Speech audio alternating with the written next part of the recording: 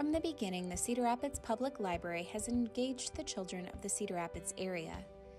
Even though the collection at first only contained 1,325 books, books for children were included in that number.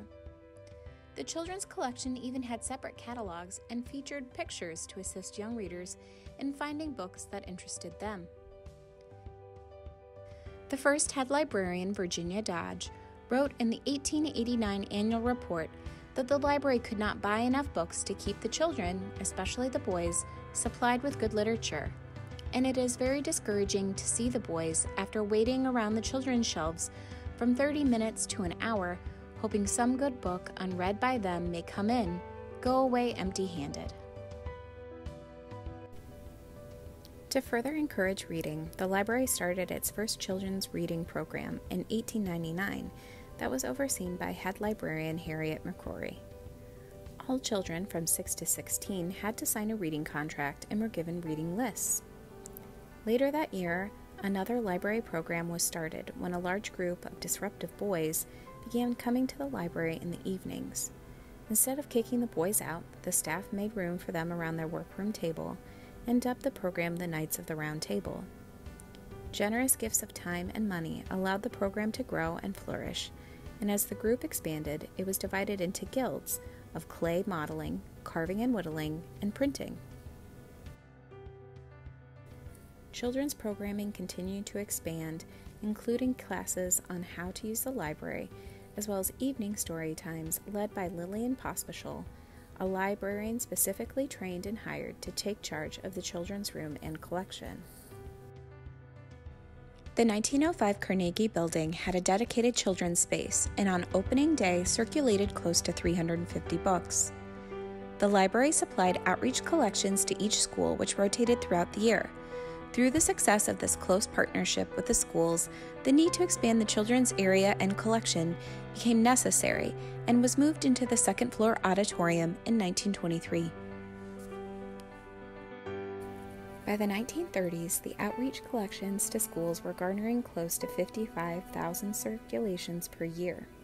To help encourage reading while not in school, summer book collections were added and sent to summer camps for the Scouts, Campfire Girls, Pioneers, Girl Reserves, and 4-H Club.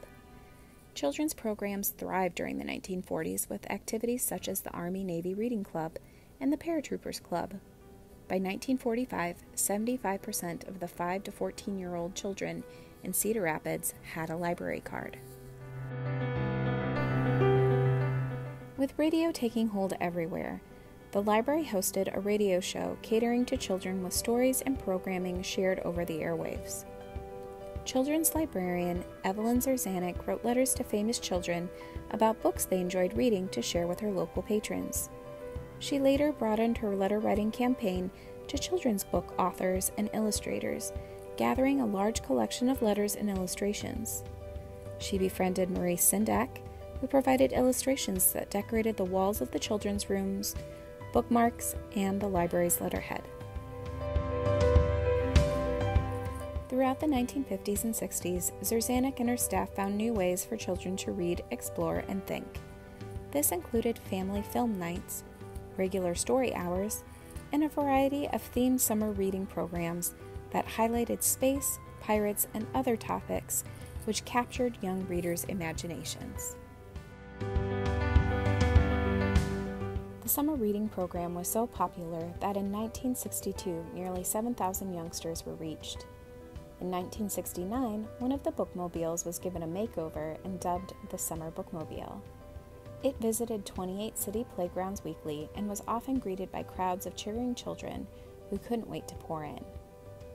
During the school year, the oldest bookmobile was loaded up with 3,000 books daily and sent to one of 15 area schools to provide book checkout to students who lacked library services within their building. In the 1970s, the library brought in storytellers who enchanted children not yet able to read with their costumes and puppets. When the 1985 library building was opened, the majority of the second floor of the library was dedicated to children's services. The new space was outfitted with books and children's magazines, but also computer software. A rear projection screen doubled as a puppet theater, and the space had floor cushions and a giant baseball glove beanbag chair. The themed summer reading programs continued and grew during the 1980s and 90s, with reading incentives like small prizes and coupons from local restaurants. Retired librarian Virginia Grant remembered making ceramic clowns for a circus-themed summer reading program one year. Grand prizes were also introduced, and summer reading participants could win bicycles by logging hours and books read.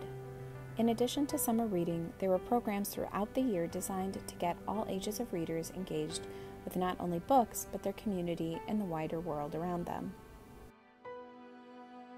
In 2017, the Cedar Rapids Public Library was awarded the National Medal for Museum and Library Service, in part for its rethinking of the summer reading program. In 2015, summer reading prizes were retired, and participants were asked to read 300 minutes and complete 8 dares.